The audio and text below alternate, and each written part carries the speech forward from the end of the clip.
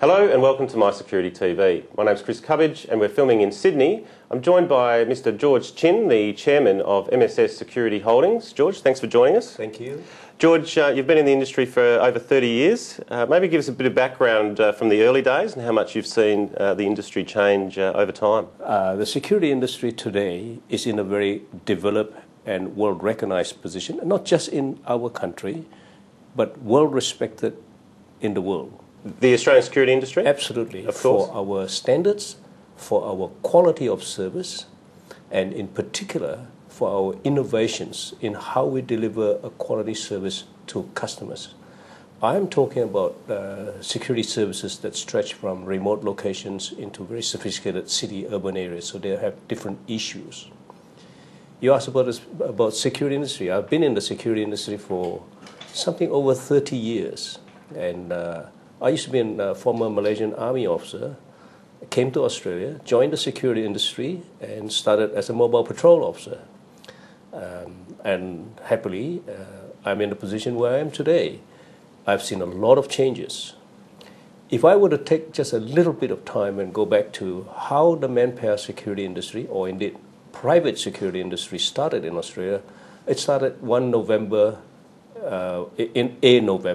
in 1945 in Melbourne, Brighton actually, started by two gentlemen, the late Joe Sonberger and Alex Bottomley. They formed Metropolitan Night Patrols. And so pretty much that would have been immediately after World War II in Australia, so 45? That is right. You see, in those days, people have watchmen. And when they have watchmen, it is normally self-employed or employed by the organizations. If a factory needs a watchman, that's what they do. So this was a radical concept then, to have contracted security officers. And of course, from there it developed. The company MNPS, or Metropolitan Night Patrols, had one rival, which was MSS Security. Eventually, of course, MNPS became Australian Watching Company, and from being Australian Watching Company, it was acquired by Wormald International, and that's how Wormald Security came about. And Wormald Security was a well-known company for many, many years. Eventually, Chubb acquired Wormald and merged the two companies together. So Wormald Security is no longer a name we are familiar with in Australia. In 1995-96, MSS Security was the second largest company, was acquired by Wormald, Chubb, and became part of that organization. So there was no MSS then. And over that time, certainly the manpower was the sort of major component of the industry, but now as we've seen technology come into play and certainly develop over the last couple of decades, how do you think that's impacted on the industry in terms of the standards of watchmen, now security officers, crowd controllers and guards? The impact on the industry overall, your view as to technology is good and bad? Technology is good. Technology does a lot of things. They are more reliable these days. If I go back to the 70s, when the first alarm panels came out for a domestic home, the cabinets used to be as big as your normal bathroom medical cabinet. Yes. And the system would have only 4 sectors. And they cost a lot of money and not reliable. These days, an alarm panel is no bigger than what you can put in your pocket. Of course. And it has got 3 or 4 times more functions and far more reliable and at a fraction of the cost. So electronics is good. Where it comes to the fore is it enhances the human being, because a human being can't be replaced from doing security. That part makes it more effective for a security officer to be able to see further, listen, record, good lighting. So many things can be enhanced by electronics. I was going to say it's very interdependent on how technology and humans interact and how humans use the technology in its security application, I suppose.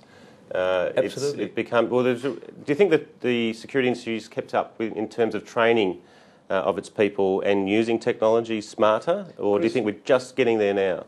Chris, in the old days, there used to be a lot of talk that electronics will replace and there will never be another security guard. That has not happened. In fact, security guards have increased because what has happened is they have worked together for mutual benefit.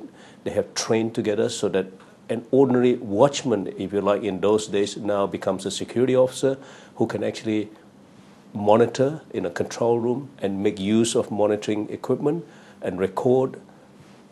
And response is the most important aspect of any Absolutely. security plan. So, you still need security officers there to respond. Our training standards, you talk about training, our training, security industry training standards that is in place in Australia is world class. When it was first written, it was to replace the old Security Industry Protection Act or Private Inquiry Agents Act that was formulated in the 60s.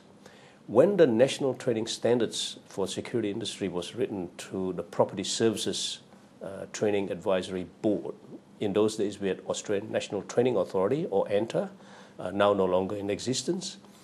That standard was then used, before it was used, it was actually mapped against other security industry training standards. I went to Canada with the directors of property services to map our drafted training standards against Canadian, UK, and eventually it was mapped with many other countries, including the European Union, China, Hong Kong, and we are right up there.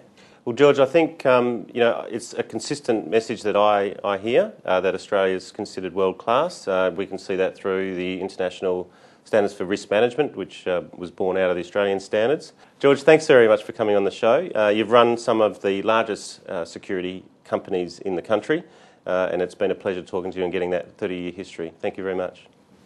Chris, thank you very much. It's been my pleasure. One last word. Yes. I'm very optimistic about the security industry in Australia. So am I, and we're getting there one step at a time. Thanks, George.